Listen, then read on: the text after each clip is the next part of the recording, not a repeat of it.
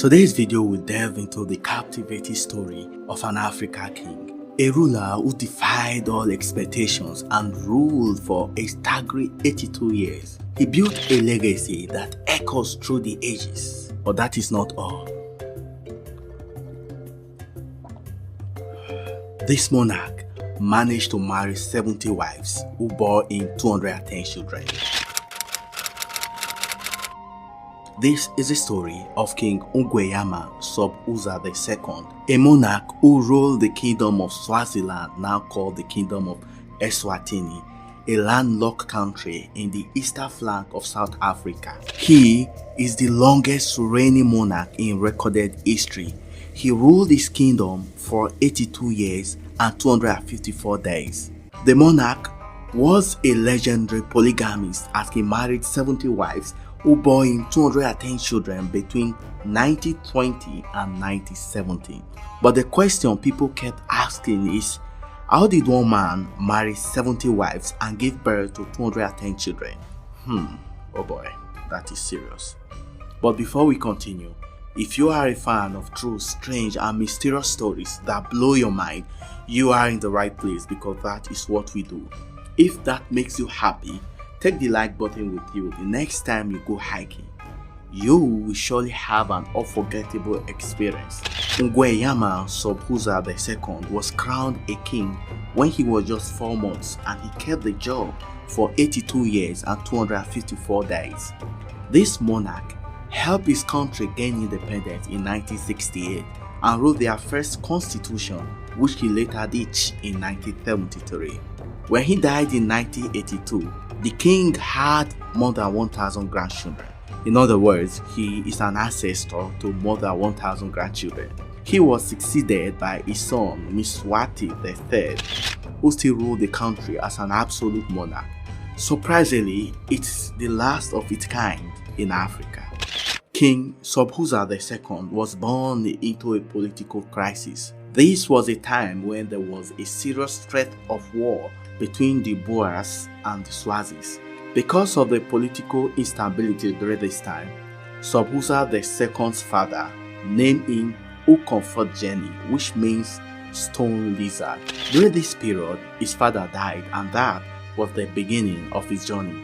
After the death of his father, some members of the royal council and other influential people in the country were concerned that Sobhuza II was too young to be king. Come to think of it, how can a child who is less than 1 year old rule a country as unique as the Kingdom of Swaziland? This was the concern of most of the nobles.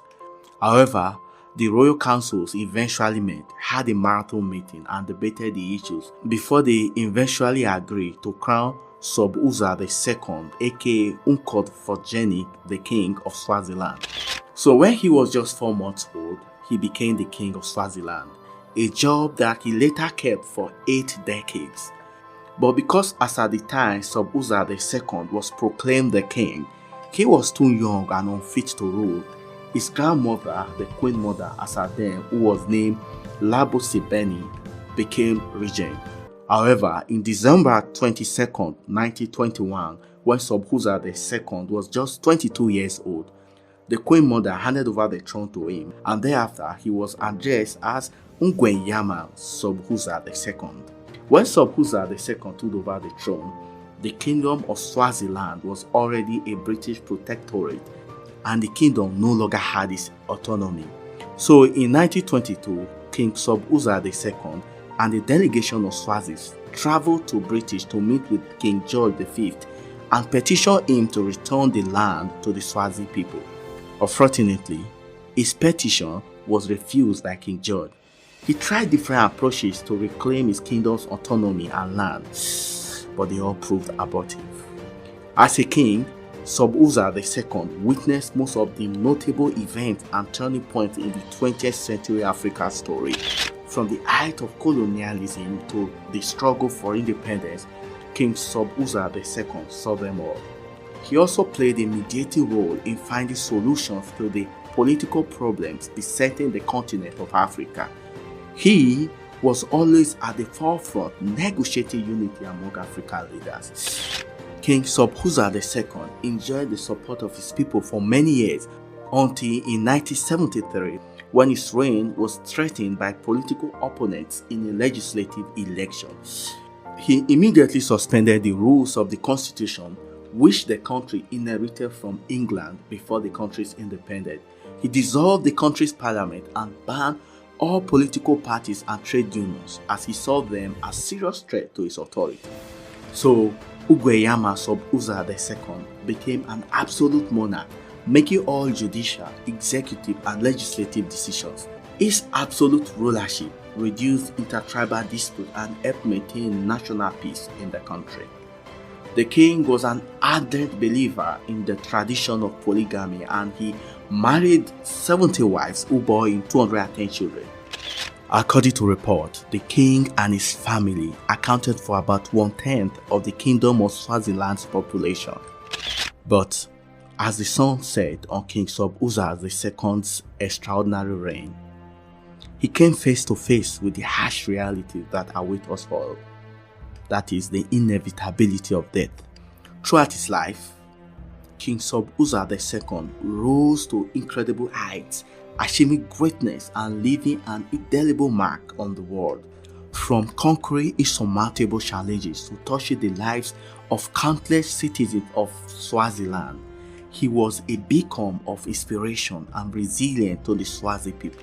Yet, as the chapters of his life draw to a close, it dawned on him that mortality is an unyielding force that shows no favoritism.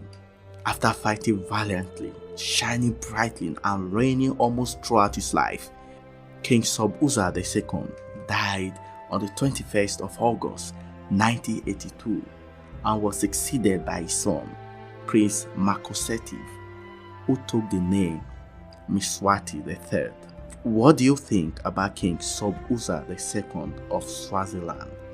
Kindly share your thoughts in the comment below. Thank you.